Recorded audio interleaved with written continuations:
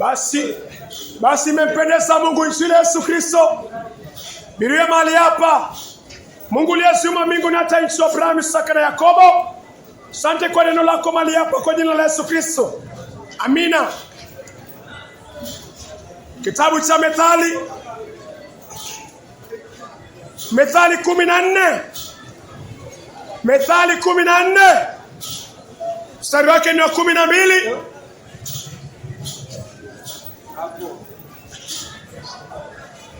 Mungu anasema iko njia ionekanayo kuwa sawa kwa mtu, bali mwisho wake huelekea mautini. Mungu anasema kuna njia ambayo kwa macho yako inaonekana sawa, lakini kwa njia hiyo mwisho wake ni mautini.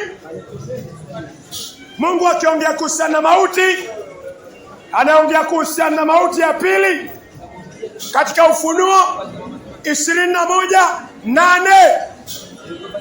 Mungu akiongea kuhusiana na mauti, anaongea kuhusiana na ziwa la moto. Kuna njia inaonekana nzuri kwa macho yako. Mwanamke mmoja muoa ni mzuri kwa macho yako. Mwanaume mmoja muoa haujaona naye ni mzuri kwa macho yako. Pombe ni nzuri kwa macho yako. Mugoka, njia ya miraa, njia ya kuangalia pornografia ni nzuri kwa macho yako. Wewe huyu, njia ya masturbation, punyeto ni nzuri kwa macho yako. Njia ya kutotii wazazi, njia ya kutotii mamlaka, feri ni nzuri kwa macho yako. Mungu anasema mwisho wake ni mauti. Mwisho wake ni mauti. Iko njia ambayo inaonekana nzuri kwa macho. Kwenda kwa waganga inaonekana nzuri kwa macho, lakini mwisho wake ni mauti. Mungu anakuambia kwa amri zake usiwe na miungu mingine. Usiwe na miungu mingine. Ni njia gani unatembelea? Wewe huyu, njia gani unatembelea? Njia ya kuelekea kwa uzima ama kupelekea kuzimu? Lazima wewe kwa njia moja unatembelea. Na usijidanganye. Usione ni njia nzuri kama maandiko yanasema ni njia mbaya. Usifikirie ni njia nzuri kama maandiko yanasema ni njia mbaya. Hizi njia mbaya ni gani? Wagalatia 5:19. Mungu anataka tuangalie matendo yetu kupitia neno lake. Watu ambao wanaenda kwa njia hizi ni njia mbaya na wakifa wanaingia jehanamu. Iko njia ambayo inaonekana nzuri kwa macho, lakini kwa maandiko ya Mungu kama si nzuri, Mungu anakuambia tubu, wachana nayo, muamini Kristo, ishi maisha matakatifu. Dhambi hizo lazima zioshwe. Hii ndio njia mbaya. Wagalatia 5:19. Basi matendo ya mwili ni dhahiri, nayo ni haya: uasherati ni njia mbaya, inakupeleka jehanamu. Uasherati. Wangapi wanalala na bibi za wenyewe? Mungu anakuambia hiyo ni njia mbaya. Wangapi wanalala na bwana za wenyewe hapa? Wako, kwani wako? Unajijua. Mungu anakuambia achana na hiyo njia. Hiyo ni njia mbaya. Tosheka na mke wako. Na kama hujaolewa pia ni uasherati. Wewe hujaolewa, kazi yako ni kubadilisha wanaume, kazi yako ni kubadilisha wanawake. Utaonesha watu wangapi uchi wako? Hauna aibu? Wewe huyu, waonyesha watu wangapi uchi wako? Hauna aibu? Ni aibu. Hata mtoto mdogo wa miaka 2 hivi 3 ukimweka hapa uchi atajifinika. Wewe hauna aibu? Hauna aibu? Uchi wako unafungulia kila mtu. Nani? Usijifiche. Afadhali malaya yuko kule anajulikana ni malaya. Wewe una swali na unalala na wanawake nje, wewe ni mnafiki mkubwa. Wewe unaenda kanisani na unalala na wanawake nje, kila mtu anajua uchi wako. Umejidharau kiasi gani? Hiyo ni njia ya mauti. Mtu ambaye anafaa na uchi wako ni mke wako peke yake. Tosha, hivyo ndio Mungu anasema. Mungu anasema kitanda cha ndoa kiheshimiwe. Hakuna mtu anafaa na uchi wako. Wengine unavaa mavazi ya ajabu. Watafuta nini? Wewe. Wavaa mavazi ya ajabu waonyesha nani? Tuko na wake nyumbani tumetoseka. Vaa nguo nzuri ya kujistiri. Kama ni malaya ujulikane ni malaya. Na kama ni mwanamke ambaye ana heshima zake ujulikane. Wewe, usichanganye watu hapa. Wewe, huyu. Uasherati, kuangalia pornografia pia ni uasherati. Inaitwa visual adultery. Mathayo 5:27-28. Yesu anasema mwanaume akimwangalia mwanamke kwa lengo la kumtamani, amezini na ule mwanamke kwa moyo wake. Hiyo inaitwa visual adultery. Unapoangalia pornografia kwa simu, unapoangalia wanawake venye wako, unakaa unawatamani kwa Facebook, mitandaoni, Yesu anakuambia haina tofauti na umelala nao. Geuka kwa huo uchafu. Hiyo ni njia mbaya. Uchafu, ufisadi, njia mbaya. Kuabudu sanamu, uchawi, ugomvi, njia mbaya. Wivu, hasira, fitina, faraka, njia mbaya. Uzushi, usda, ulevi. Mugokani, ulevi, chochote unatumia kinakupa stimu. Mirani, ulevi. Bangi ni ulevi. Kuna miti Mungu alisema isiliwe kwa bustani ya Edeni. Kuna miti ya kuliwa na kuna miti ambayo si ya kuliwa. Usijidanganye useme mugokani mti, utakuwa mpumbavu wa mwisho. Adam, dhambi ya kwanza, alikula mti na dhambi kaingia kwa moyo wake. Chochote unatumia kinakupa ulevi, kinakuingiza jehanamu. Ulevi, ulafi na mambo mengine yanayofanana na hayo, na waonya kama nilivyokwisha kuwaonya kabla kwamba watu watendao mambo ya jinsi hiyo hawataurithi ufalme wa Mungu. Watu ambao wanaishi maisha hayo, Mungu anasema hawataurithi ufalme wa Mungu. Mungu anakuambia kuna njia ambayo iko sawa kwa macho yako, lakini mwisho wake ni jehanamu. Nifanye nini? Ufanye nini? Hatua ya kwanza ni kutambua umezini. Hatua ya kwanza ni kutambua umeasi. Hatua ya kwanza ni kutambua tangu bustani mwa Edeni mimi na wewe ni wenye dhambi tangu tumboni. Alafu kukiri mbele za Mungu, confession. Kutubu ni kugeuka na kuacha njia mbaya kwa uwezo wa neno.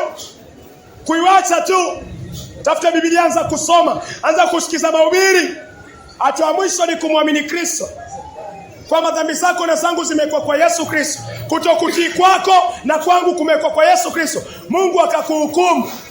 Yesu akafa, deni lako la dhambi likalipwa, langu pia. Yesu akamwaga damu, dhambi zako na zangu zikaoshwa. Yesu akazikwa, maisha yetu ya kale, maisha yako ya kale yazikwe. Yesu akafufuka. Warumi 4:25, ili uhesabiwe haki na uanze kuishi maisha masafi. Lazima ukutane na Mungu. Lazima ukutane na Mungu kwa neno. Na Mungu ukikutana naye kwa neno, kitu cha kwanza atakuonyesha ni venye wewe ni mchafu. Mimi ni mchafu. Kabla Mungu akuokoe lazima kuonyeshe asili yako. Kabla Mungu amweke Yesu ndani yako, lazima kuonyeshe wewe ustahili. Lazima uone dhambi nyingi sana. Lazima uone uasi mwingi sana. Yesu anasema kwa maandiko kwamba amekuja kwa watu waovu. Hakuja kwa wazuri, alikuja kwa waovu. So lazima ili Yesu aje kwako lazima utambue wewe ni muovu. Alafu Yesu akuondoe kwa uovu kwa kukupatia toba na msamaha wa dhambi. Yesu hakumwaga damu chini. Yesu hakumwaga tu damu iende hivyo. Dhambi zako ndio zilifanya Yesu amwage damu, na zangu pia. Maovu yangu yalifanya damu Yesu Kristo imwagike.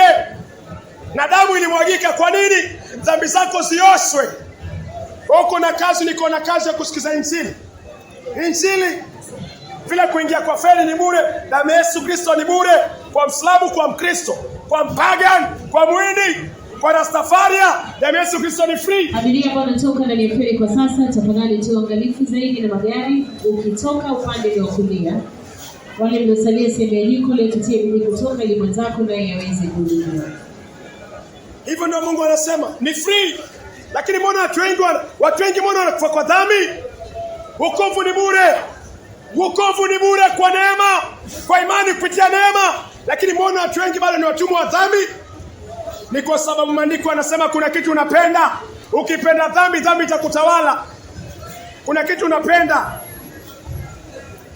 Nuru imekuja ulimwenguni katika Yohana 3:19. Maandiko yanasema nuru imekuja ulimwenguni, lakini watu wakapenda giza kuliko nuru, kwa sababu matendo yao yalikuwa maovu. Umezoea masturbation, unaipenda, inakufurahisha. Yesu anakuambia geuka. Umebaki hapo. Umesikia mwanamke unasini naye, Yesu anakuambia geuka. Kusini ni vizuri, unasikia raha. Utageuka saa ngapi? Umependa giza. Waipenda giza. Saidia neno la Mungu. Mungu akae na kusaidia nini? Wewe. Pombe inakusaidia nini? Haulali. Na ukila sana unajikojolea. Wewe huyu. Ukilemewa unajikojolea, unalala kwa mtaro. Na mwisho wa siku mshahara ni nini? Mshahara wa dhambi ni mauti. Hakuna faida.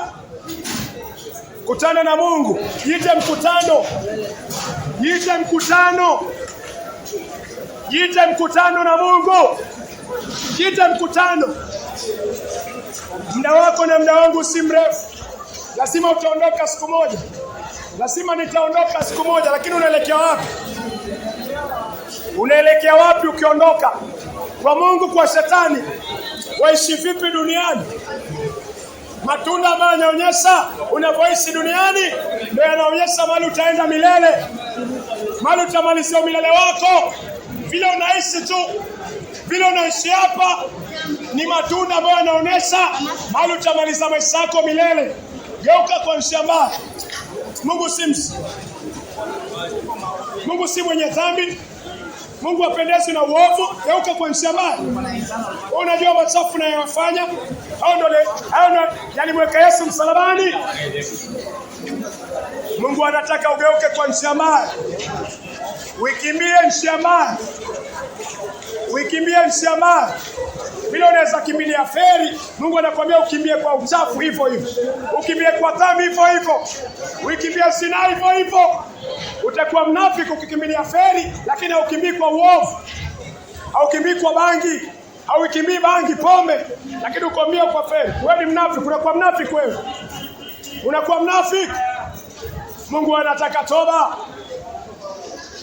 Geuka kwa njia mbaya. Mungu anataka toba na nidhamu. Mungu anataka toba na nidhamu.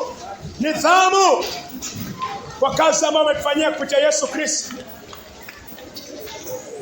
Geuka kwa njia mbaya.